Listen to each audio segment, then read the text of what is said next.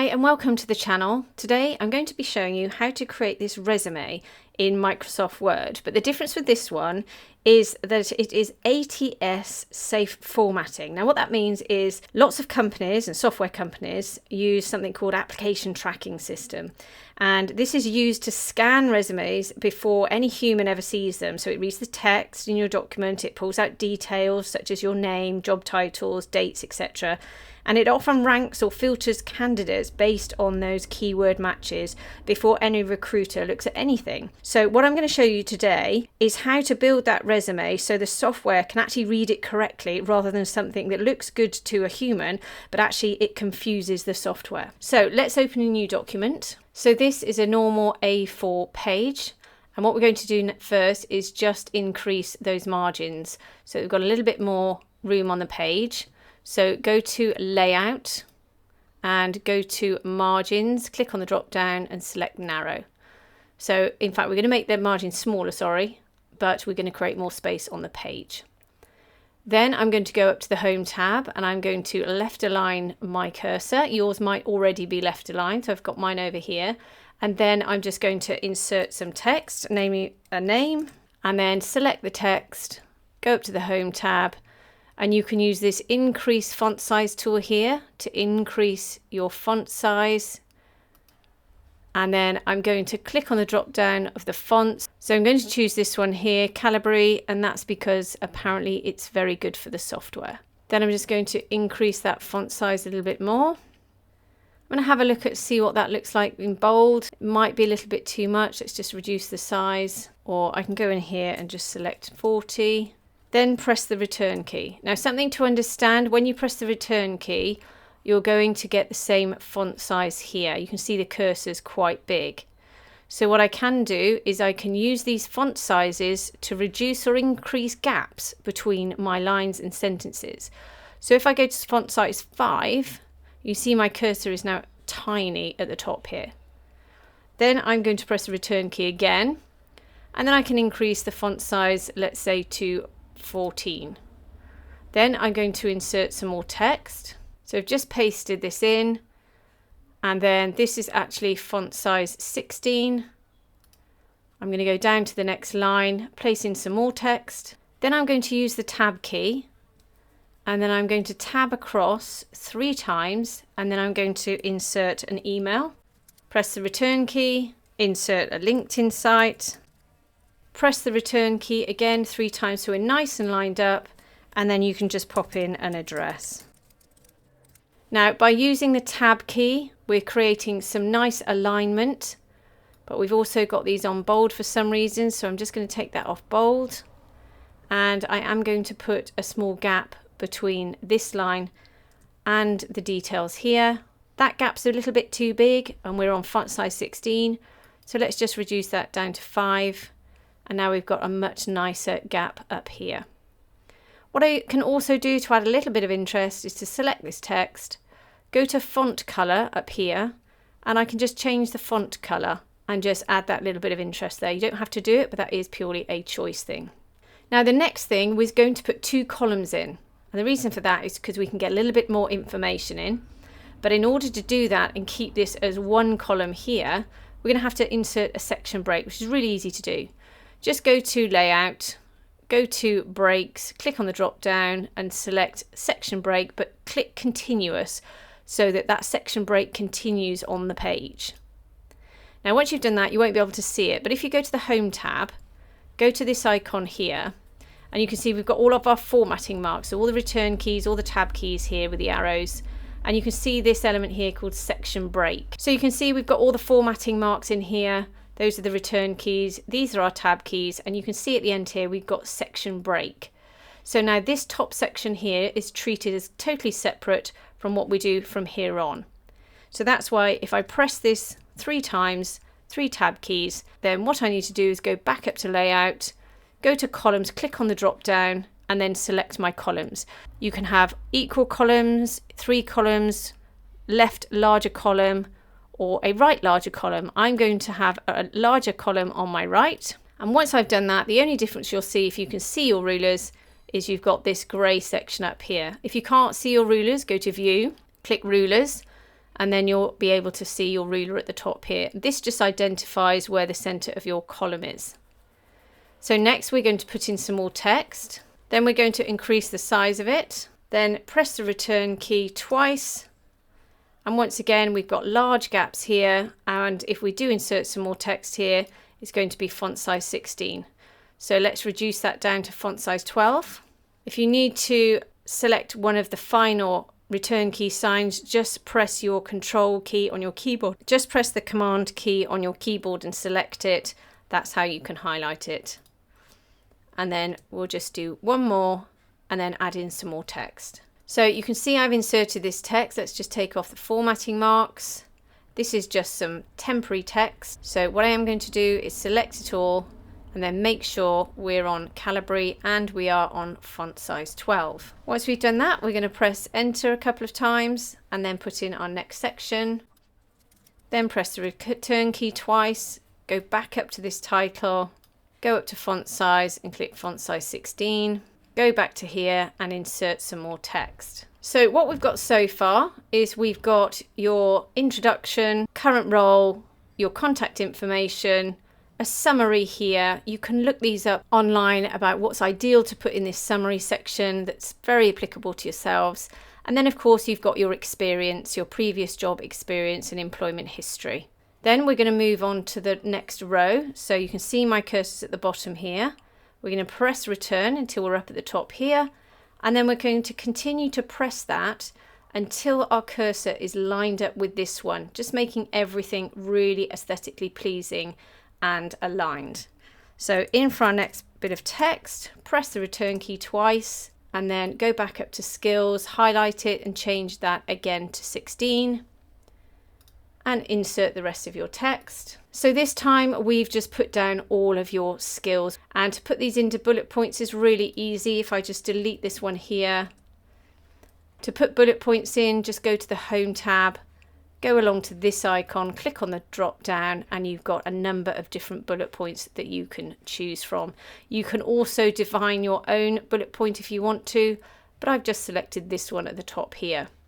Now you can see what's happened. It's jumped across the page and it's gone a little bit too far over to the right. So what I did for this particular one, highlight the relevant one, or highlight all of them if they've all jumped over to the right. Just click on this little box at the bottom of your ruler and drag it over until it's perfectly lined up with the S of skills, so that we've got this nice alignment here. Then you put all your relevant skills in, as you can see here. Again, this is personal choice. You don't have to do this. You can do something slightly different. Then we're going to press the return key, keep pressing it. You'll come up with another bullet point if you've used bullet points, but if you press the return key, that will disappear and you will continue down the page. Next, we're going to put in strengths. Press the return key twice.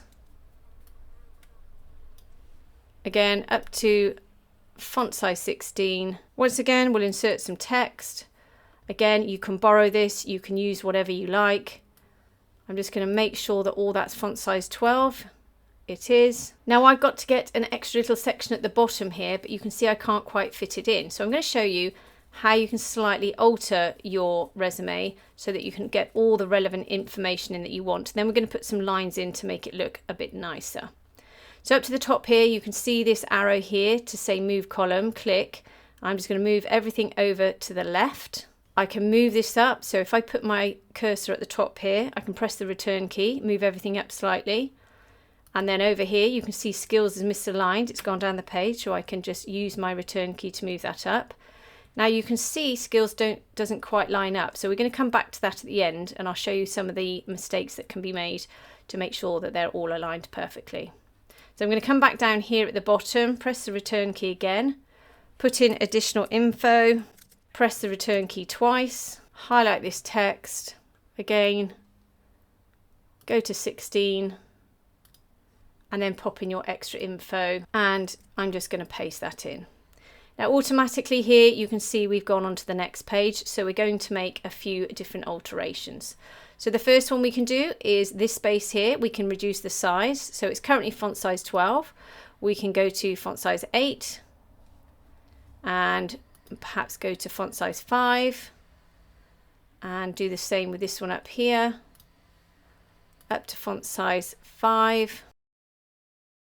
Now, to put in all of the lines, let's just go through and check everything is where we want to be. It's all on the same page. Perfect. So now we're just going to add some lines. So go to Insert, Shapes, click on the line, come down to the line between summary and your first paragraph. Make sure we're lined up with the text. Click, hold down your Shift key so you get a perfectly horizontal line and pop it out to where your column ends. So this is actually a very thin blue line. So to change it, make sure you're on Shape Format. If you can't see that, it's because your line's not selected. Then go to this icon here, select the colour, we're going to select black, click on the drop down again, go to weight, and we're going to go down to 1¼ points, 1½ points. Then, whilst it's highlighted or selected, we're going to press Command or Control C, deselect Command or Control V, and just zoom out. We're going to grab this line and move it down here. To make sure they're both lined up, hold down your Command or Control key and click on both of them. You can see they're both now selected. Go to Shape Format, go to Arrange, Align, Align to Center. Perfect. So now we need to create the lines for this side. So I'm simply going to select this one. Again, copy and paste it, Command or Control C, deselect, Command or Control V. If you reduce the size, make sure you continue to hold down that Shift key, because otherwise it may not be perfectly horizontal. We can move it down here.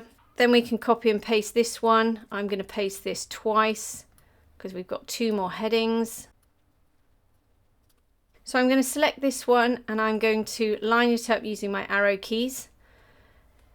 Then again, select your Command or Control key, select this line as well, go to Layout, go to Align, Align to Left, and they'll all be perfectly lined up. Deselect. Now some of these might look a little bit out because of course we're lining up with these bullet points here, and we're lining up with these bullet points here. Now if you want to move this one over you can, but I like to have mine all completely lined up. The next thing you'll notice is that these 2 words are slightly out, and you can see the lines are slightly out as well.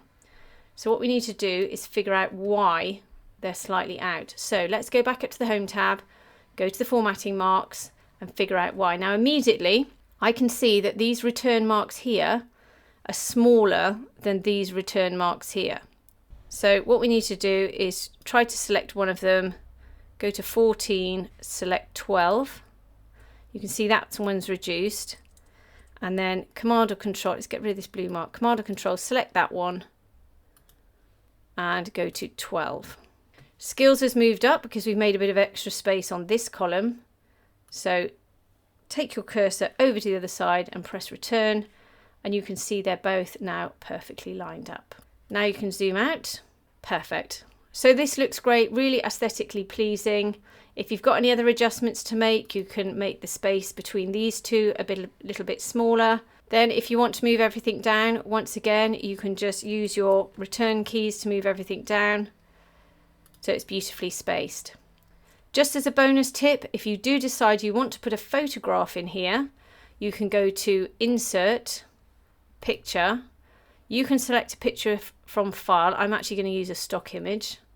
Just select the image, click Insert. This is going to mess everything up, but don't panic.